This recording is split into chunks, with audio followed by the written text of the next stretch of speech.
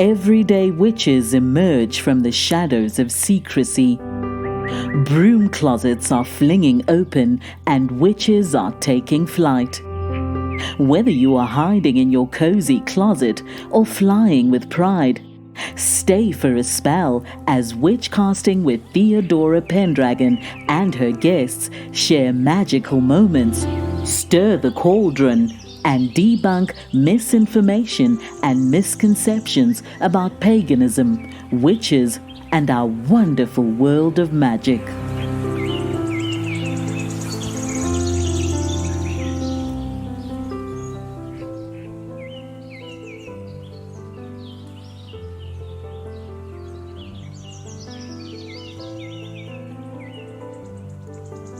Hello, everyone.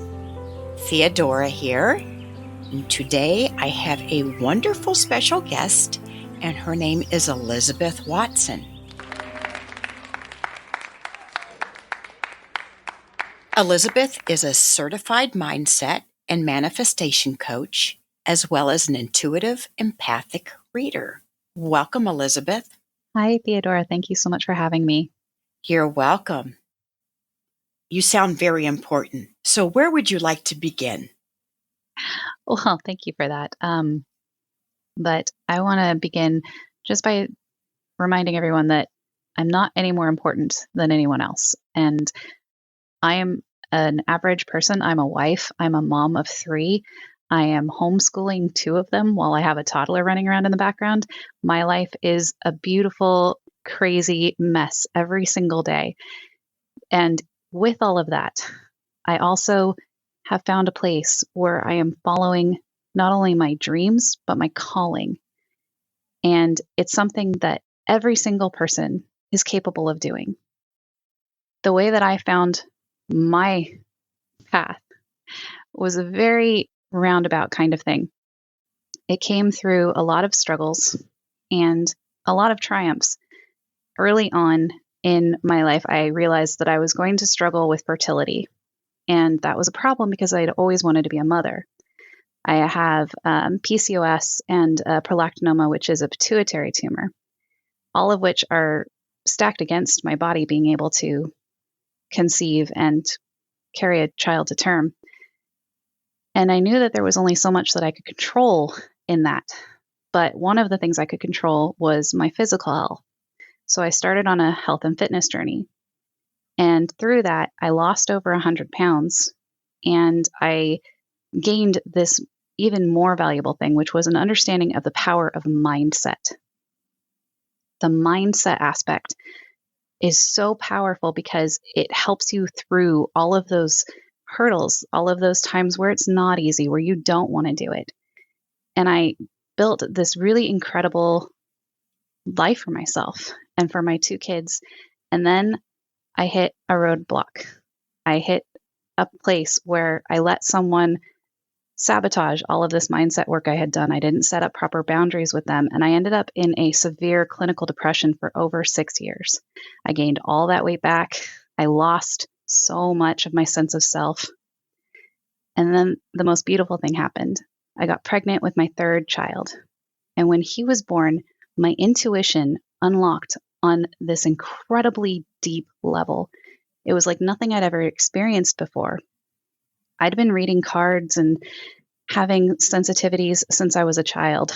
Actually, my parents have all these stories about my quote unquote imaginary friends, to the point that they even explained away things like possession that happened to me through the guides that I'd had as a child. But life happens, you get drawn away from those things. The mundane stuff really piles on. And I'd never quite connected with my intuition or my spirituality in a way that I knew I wanted to. And I just never had the time to give it. I'm sure everybody has felt that at some point. And then my 3rd child was born. And it was like the veil had been lifted for me. Suddenly, when I was reading my cards, it wasn't a struggle anymore. It wasn't looking at the standard definitions and trying to figure out how that fit, the reading the generic horoscope and trying to, yeah, it sort of fits and this sort of, I guess I can understand that and see it here, but never really getting anywhere with it. to putting the cards down and feeling like I was having a conversation with my guides, with spirit, with the universe. In that process, not only was I healing myself, but I started getting repeated messages. And I'm not talking about the subtle kind of messages. I'm talking about the types of synchronicities, blatant messages. I mean, it was like a 2x4 to the head kind of message from my guides that this gift had been given to me to be shared. And not just on a level of reading for others, but to tie in what I had learned in my first fitness journey about mindset and the power that it has in our lives. That the way we perceive the world literally shapes our reality. And the power that has, bringing that in conjunction with my intuition and the way that spirit can guide us and tying it all into a package to share with other people, because that allows us to tap into what I believe is the true spark of magic, the core of magic that we all have inside us, is that ability to manifest the life of our dreams. And I couldn't ignore all of the things that were being sent my way. You lost 100 pounds. I did. And you said that you were in the right mindset back then. And then you gained it all back. What was different the second time around? Because you said you have to be in the right mindset. Was your mindset different the first time you were on your weight loss journey? It was. The first time I started out, I was really focused on making my body capable of having a baby. And I was learning so much about myself, about what I was capable of, about what mindset could do for me. I am a survivor of child abuse, and I grew up with some serious self-esteem issues that has taken a lifetime to get to the point where I am, where I can actually speak my voice and talk about those experiences. And part of that health and fitness journey was finding that confidence and sharing it with other people, being willing to share my story. But it was all very much a learning experience. And I had always been what I considered a realist, but what other people would tell you is a pessimist. But in finding the magic that is mindset, the power that is choosing how you see the world, the words that you speak to yourself, the words that you describe yourself, what you have around you, what you want for yourself, and what is possible, coming to an understanding of that just changed so much about me. I became an inherently positive person. I wasn't trying to be Polly Sunshine. I just naturally started to feel better about myself, about my life, about every single day. Even when hardships hit, I could see it from a new perspective, and I could recover so much faster than I'd used to. And then when I let a person violate my boundaries and knock me back into that dark place and worse, into that depressive state, I finally had an appreciation of what I'd been able to do, of what I'd been able to accomplish. And I knew it was possible, and it was working past all that depression puts on you to get to a place where I could start to rebuild the person that I wanted to be, the person that I know I truly am. And so now, as I continue on my journey, as I push forward with my career, as I manifest things for my family and myself, I know inherently that I won't go back to that depressive place, because I now understand what it's like to lose all that I've gained. When you're talking about the mindset, are you talking about self-talk, what you tell yourself? Yes, that is a huge component of it. Mindset is really what you view the world as and what you view yourself as.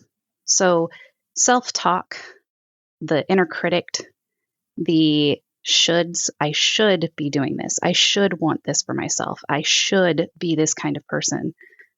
Or the I have tos. I have to keep working this job because I need to pay my rent. I have to stay in this relationship because I've been there for so long. Those are clues about what your mindset is, about the things that are not serving you. They're called limiting beliefs, and they're established very early on in our formative years. And they're reinforced through the people that we're around, through the culture that we're in, through the experiences that we have. And they're very powerful and they impact us in ways that we may not even realize. For example, the phrase, money doesn't grow on trees. We've all heard it. It's ingrained in all of us. And it implies this sense of lack, that there's not enough. And what I find hilarious about that phrase is that actual bills are cloth. So technically they do come from trees. So it's the whole thing is already a very dissonant kind of phrase. But it seems very innocuous at first. It seems really innocent phrase. And you can understand why people would want you to, appreciate hard work and appreciate what you have. But when we instill this sense of lack, then we find ourselves in habits and patterns that sabotage whenever we do have abundance, that keep us from trying for the promotion, that encourage us to not save, to spend because we only have it and we're only here today. What's the point in saving? And that is the kind of thing that mindset is so dangerous about. And the power we have is once we are aware of it, awareness is key. It has to start with being aware of it. But once you're aware of it, you have choice. And choice is the greatest power we have as human beings. You can make the choice to stay with what you know, what's familiar, what's comfortable, or you can make the scary choice to change, to accept that maybe you are the only thing holding you back from all the things that you could ever have imagined, that you could live this dream, ideal life if you just opened yourself to the prospect of change, to doing the work, to finding where these things are that are holding you back, to reshaping them from limiting to empowering. I work with my clients on that as one of the first things we do is that foundation of belief in themselves, in their dreams, in the tools they're going to use to get there. It's just the most amazing thing. Instead of saying I should, I have to, we can replace those words with I am, I will. Exactly. When you claim what you want instead of talking about what you don't or what you think you should is so funny because it implies a belief that you don't even believe. You hold this thing and you don't even think it's true, but so many people have told you that it is, that you feel like you should do it. You don't want to. You don't believe you need to, but you should do. So when you replace that with, like you said, I am, I will, I have, I do, then you make the choice. It's like casting a spell. You say and believe it as if it's already happened, and you have it now. Exactly. That is the magic behind all of this, is your intention. You claim it in the now. And when you start the process there, then you begin to lift your vibration. You open yourself up to the things that spirit and the universe and your guides are going to put in your path to help you become the person who is capable of having these things. I'd like to ask you about your childhood. Mm-hmm. You said that you had guides. Do you remember them? Oh, I do. Tell us about them. Oh, my primary guide was named Bezo. Was a very protective but mischievous influence in my life. And it was a very strong presence. And it was with me every single day. We would play together. We would talk together. This was the spirit that would possess me and do certain things to the point of it would embody me and then tattle on me to my parents. They said it was incredibly creepy because I would refer to myself as the Beth. The Beth just did this. The Beth just did that. And yet my parents, who didn't believe in that, would shrug it off as childhood antics and an overactive imagination. And then I also had a cadre of smaller guides that appeared to me in the form of mice. And I would talk about them as mice.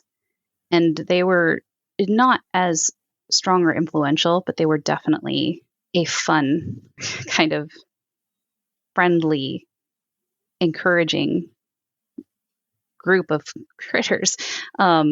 And there was one instance where we were in a movie theater, and I stood up in my chair in the middle of the movie and said, "Mommy, my mice are missing." And the entire theater went into a panic. And people were running everywhere, thinking that there were actual mice running around under the seats. So yeah, my guides got me into some interesting situations, but I remember feeling so safe and so loved when I was with them, which was necessary for me because my home environment was quite often not a place where I had those feelings. Some people may call that dissociative disorder. Would you say that's what was going on, or is that different? I would absolutely say it's different. From a very technical standpoint, there are similarities. From, if you were looking at a psychological evaluation, there would definitely be similarities. However, I have this very clear image of these spirit guides in my head. Their forms were completely solid to me, and their personalities were completely independent from me. And in case anybody wants to continue to question, I was evaluated by a child psychologist for my quote unquote overactive imagination and my scholastic performance. I was taken to quite a well-respected child psychologist and given an evaluation, the results of which were determined I was a gifted child. My intelligence was well above normal, and that my visualization of these imaginary friends was in direct relation to the fact that I was an only child, which is not an uncommon thing. We see that quite a lot in only children. They make these imaginary friends for themselves to play with. The thing that's funny about that is that I had two cousins who were very close in age with myself, and I was often with them playing during the days as my aunt would babysit when my parents were working. So I had children that I was socializing with on a regular basis, and yet I also had these guides, these imaginary friends. And the way that the world works, they tell you they're not really there. They're not really there. You can't talk about them. You can't say that in public. You cannot stand up in your chair in the middle of a theater and cry about your mice missing because you just caused a panic. So you stop talking about it and you don't express it. And it goes away. Were you told that you shouldn't be talking about those things? Or you got the impression that you shouldn't be talking about those things? It was flat out told to me at a few points. The theater incident was probably one of the straw that broke the camel's backs. I do feel for my parents. That was probably awful. But another instance that happened was I was left alone they swear it was less than 2 minutes in my grandmother's home while the adults were having a conversation in another room, and they came back and I had gotten into her makeup and it was everywhere. Like, they had no idea how this mess could possibly have been made in the time that was allowed.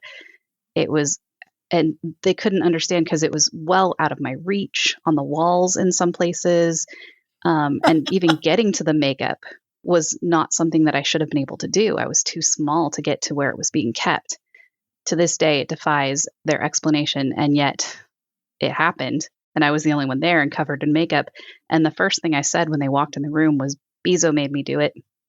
What are your guides like now? Who are they? Most of my guides I've lost the ability to really see them in full form unless I'm in a meditative state. But most of them are what I would consider the spirits of people who have passed on. My sensitivity has always been attuned to the people who are on the other side of the veil. I also connect with guides that I associate with the Fae, with very playful, mischievous, sometimes mercurial sort of energy, but always very, very interesting perspectives, helping me look at things from a very new kind of viewpoint. Most of them are just quietly with me, just that presence that you can feel in your low points or even in your high points, just that sense that there's a caring, connected energy right with you. And there's also that you're not alone. No, exactly. Yeah, that you're not alone. And there's also a very distinct spirit that I've connected that is a guide for my business. It's been a really interesting journey meeting that guide and getting to know it, because it's taking a form that is very youthful to begin with. As my business is newer, this guide is representing itself as youthful, but with all these assurances that it's going to grow and that it's going to continue to develop as long as I continue to keep connected with it, which is a clearer conversation than I've had with a lot of my other guides. It's very interesting how it's distinct and unique from the other ones. Can you see or sense other people's guides? If they allow me to. My husband has some that have allowed me on occasion a sense of them, and my children attract guides, as most children do, and I can get a sense of them, especially when I'm holding my children or I'm physically near someone. But it's very much, I'm very well aware and reminded that it is at their discretion that I am allowed to perceive them. Tell us about how your business developed from your spiritual journey. So it was very much a case of I had had my third child, and suddenly my intuition unlocked on a level that felt like it was supposed to have always been. I was just waiting for that stage. I'm very clear that he was my last child. So I'm kind of transitioning from that state of mother to crone, that state of coming to an end of my fertility cycle and entering into, the wise elder stage. And that transition is a very interesting one. I mean, all of them are powerful in their own right, but this one comes at a point in our lives where we've naturally lived enough that we now know ourselves. And we've shed that need to please everyone else and that need to conform, and that we've come to that understanding that this is who I am and this is what makes me happy. And I no longer feel the need to change that to suit who I'm with. So as I get to that stage and my intuition unlocks and I start to really have these conversations when I'm reading the cards, when I see the deeper meanings and the facets and the nuances that each one triggers in my intuition, I also start to see all these amazing synchronicities and signs around me. That experience where you are talking about someone and 5 minutes later they call. You haven't talked in a month, but it's almost as if you've conjured that phone call because you were talking about them. Or you've just been thinking about, I'm going to have this dinner and I just really want to know what would be the best meal to serve and I just can't decide. And then you go into the grocery store and there's that magazine right there when you're checking out and it's got the picture perfect meal and you're like, that would be perfect. They happen all the time. People call them coincidences, or those of us who are more intuitive will call them signs, synchronicities. These amazing happenstances that if you pay attention, when you've given your brain the message that I want to focus on this, all of these things come into your focus suddenly. And I hadn't consciously told my brain, I want to start an intuitive business. I want to start a coaching business. But everywhere I looked, there was information about becoming a certified mindset coach, reading at vendor events in my area, invitations to join communities, groups of interest for tarot, for readers, for intuitives, for developing all of that. And it got to the point where every single day, almost hourly, I was getting some sort of reaffirmation that this was what I needed to be putting my energy into. Who is your typical client?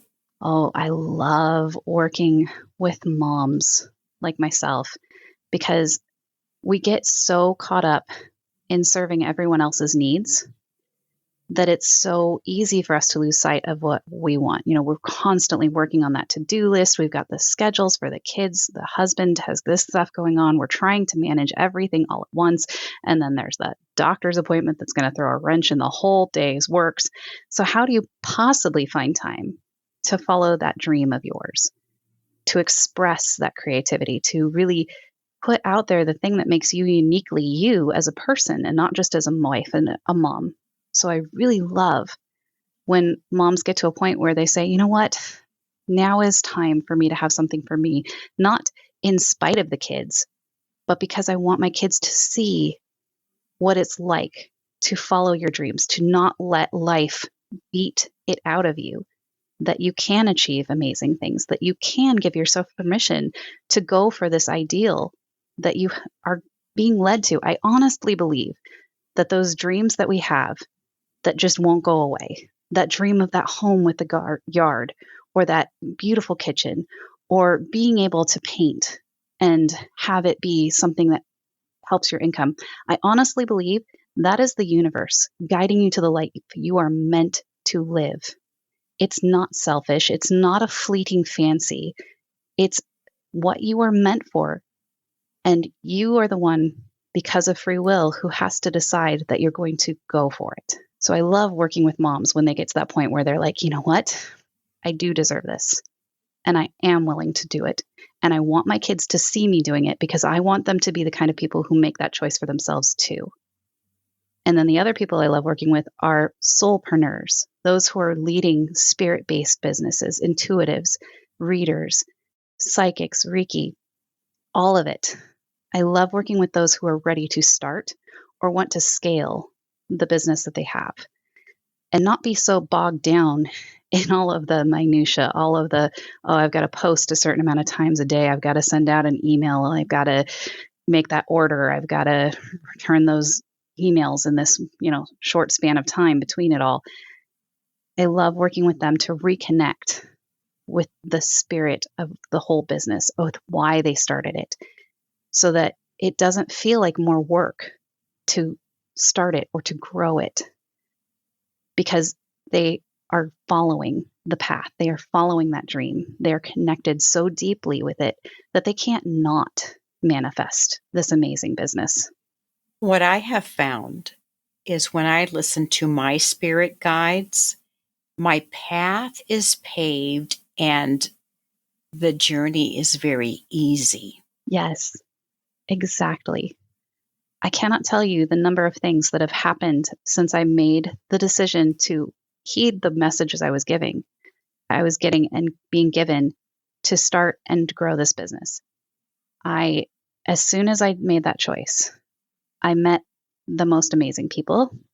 I was put in the path of my own coach, who has just rapidly grown everything I'm doing and my confidence and clarified my mission with me so deeply.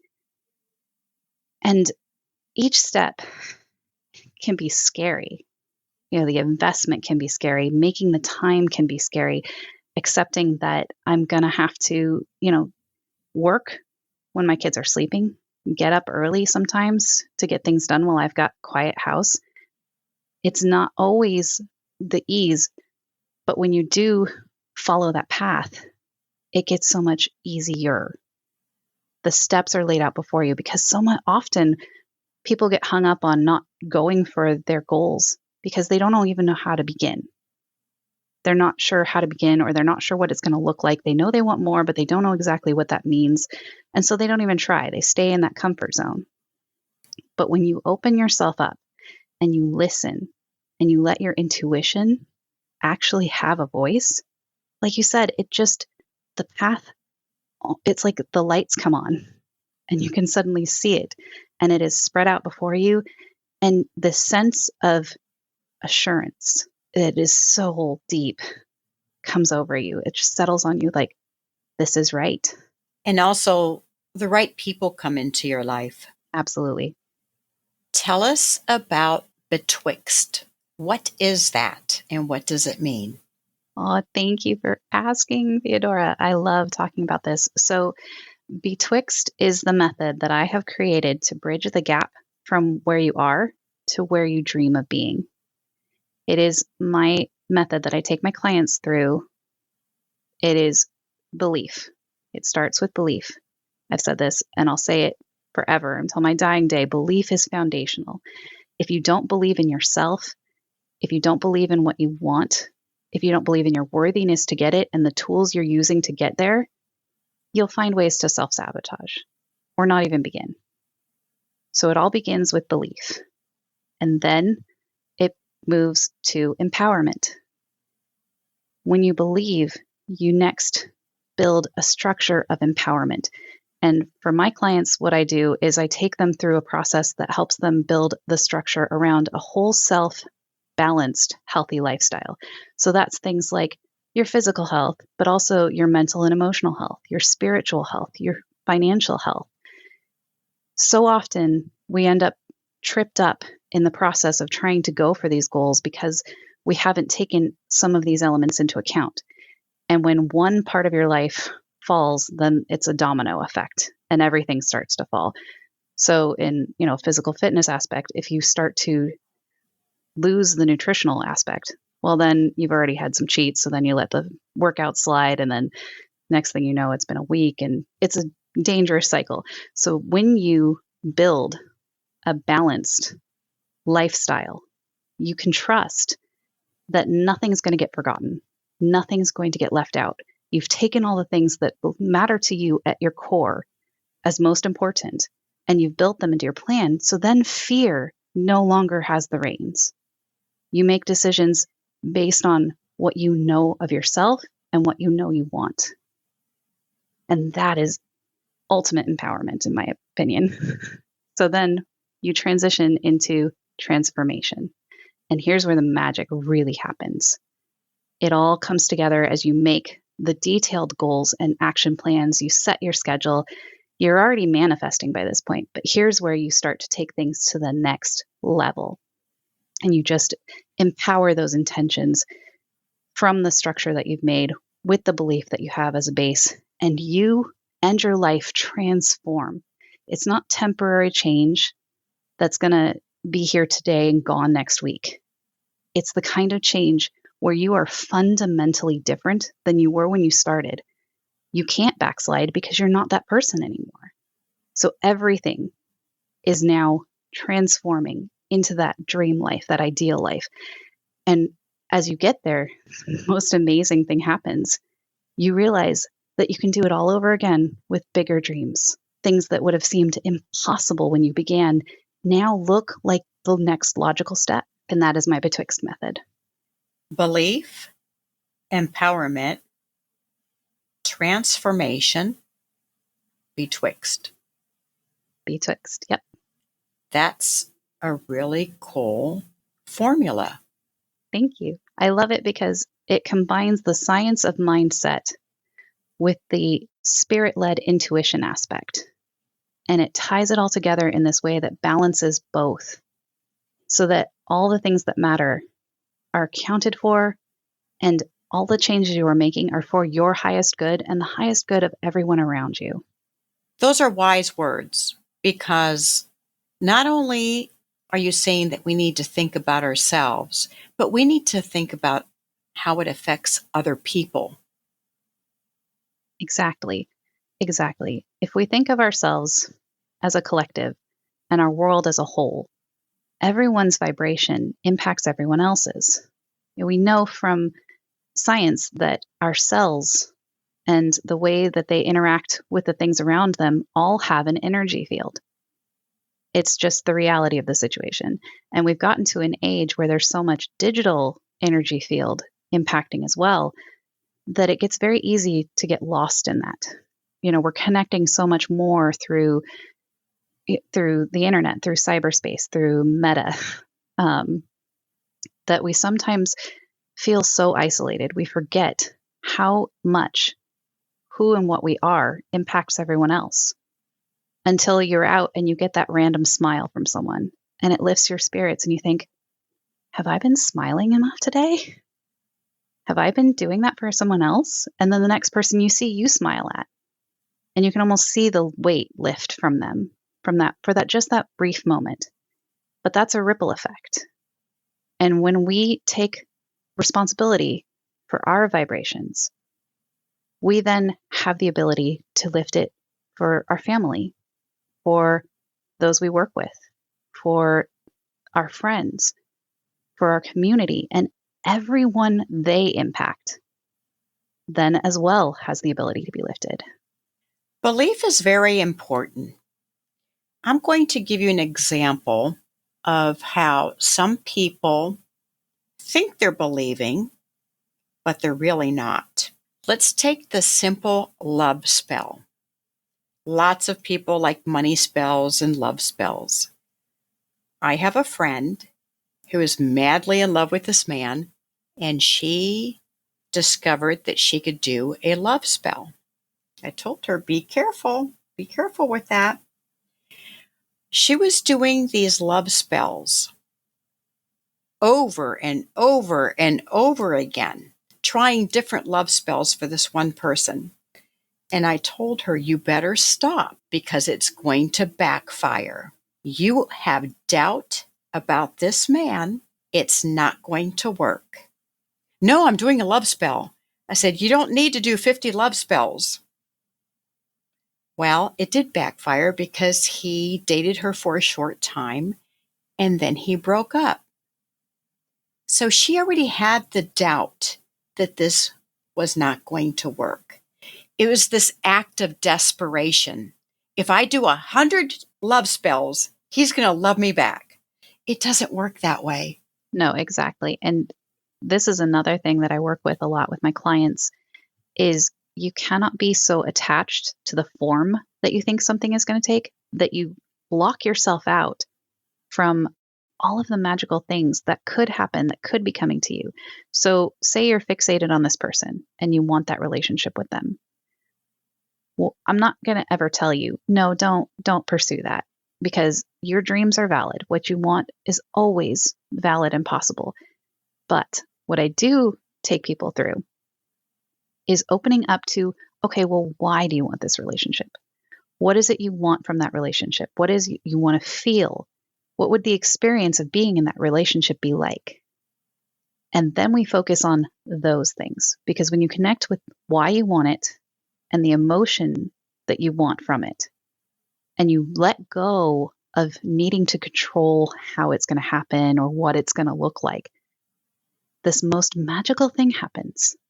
You've now sent out that energy, that intention, and you have opened yourself up to letting the universe, letting spirit, letting a higher power help you find what you are actually meant to have. Because we are flawed and our perspective is limited. We can only see so much. And we get stuck in this mindset that, okay, this is what I actually want. Well, maybe it wasn't. Maybe you weren't seeing the whole picture because how could you? But if you connect with, okay, I want a relationship that is loving and reciprocal and open and fulfilling, full of surprise and humor and, mutual respect. And I want to feel every day that I cannot wait to open my eyes and see that person and have them looking back at me with the same amount of love. If you focus on that and you make that your intention and that's what you send out and then you leave yourself open, well, then the next day, maybe that neighbor that you never glanced twice at shows up and has a conversation with you. And you never know. 60 years from now, the two of you are sitting there together as in love or deeper than you ever were from the day one. Absolutely. So you don't want to say, I want door number 3, because then you're shutting all the other possibilities out and all those other doors are going to be locked. Exactly. And another thing that happens is you close yourself off from the change and growth that is possible and often necessary for you to appreciate, to be the person who can hold on to the things that you want. I talk about this a lot with my clients in the lottery winner example. So many people are like, oh, if I could just win the lottery. But when you look at people who have actually won the lottery, it's a staggering statistic of them that either can't hold on to the money, it's gone within a year, or have gotten to a place where they're just so depressed, they give it away, or they can't enjoy it, or they even commit suicide. It's horrible. But the thing is, they've jumped from one stage to the end destination. They didn't take the journey that would allow them to understand how to use the money, appreciate having the money. I mean, we all think, oh, of course I'd appreciate it. It's money. How could I not? But there's a difference between just having things feel easy and experience ease, experiencing the deep gratitude for that abundance, being able to appreciate it for yourself, and also, as we were talking about before, lift the vibration of others with that. So when you don't take the whole journey, you rob yourself of the ability to grow and change. And we should always be doing that. Most people will agree that's why we're here. We're going through this life and this journey and this process because we are learning, we are growing, we are changing, we are adding to the growth and learning path of others around us. And that's, again, why I like the imagery of my BETwixt method being a bridge, because you are going on that journey. You are allowing yourself to open up and change and develop and grow. And then you're welcoming the magic that the universe has to give you. You are open to those amazing surprises, those beautiful developments that you could never have imagined on your own. Do you have an online presence? I do, yes. I am on Facebook and Instagram. Those are my primary platforms at this time. And I can be found at the Surreal Dawn. Surreal Dawn? Mm-hmm. Yeah, my business is Surreal Dawn, because I like to think that what I'm doing is helping people find the dawn of their dreams. And that dawn is DAWN. Yes. Surreal Dawn. Are you Surreal Dawn on both Facebook and Instagram? I am, yes. At the Surreal Dawn on both Facebook and Instagram will find my business pages. At the Surreal Dawn on Instagram and Facebook, and I will put those links in the episode notes. Before we finish today, is there anything you would like to tell the listeners? I just want you to know that you are absolutely worth the dreams that you have and this ideal life that you want. Don't ever doubt that you deserve to live a magical, fulfilling, joyful life, that no matter what it feels like right now, there is a way to move from this place that you're in to the state that you long for. And it's not selfish to want it, because I truly believe that you have those desires because the universe, spirit, higher powers want you to know that is what is possible for you. That is what you deserve. So don't second guess that. Don't deny yourself or your family or your friends or the people that are with you the chance to watch you learn and grow and raise the vibration of all of us by reaching for those stars. They're there for you. They're yours. And I would love and be honored if I could help you in that journey.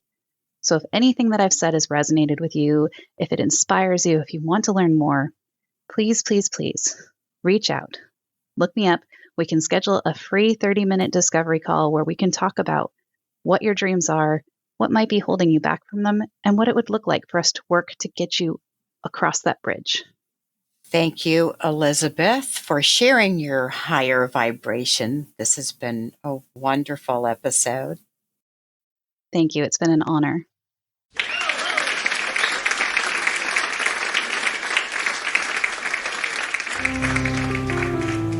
Thank you for joining us for Witchcasting with Theodora Pendragon. Have a burning question or have a topic you'd love Theodora and her guests to discuss on the show? Contact her through Instagram at Theodora Pendragon. If you enjoyed this episode, make sure to subscribe so you don't miss the next one. And help us spread the word by leaving us a rating and review and sharing it with your friends. See you next time, and may your magic always shine.